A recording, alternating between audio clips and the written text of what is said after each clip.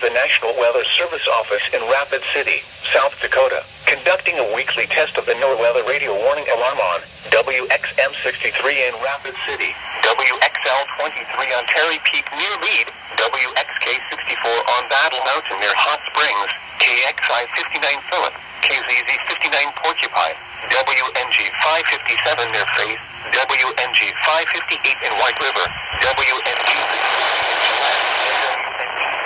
661 in Newcastle.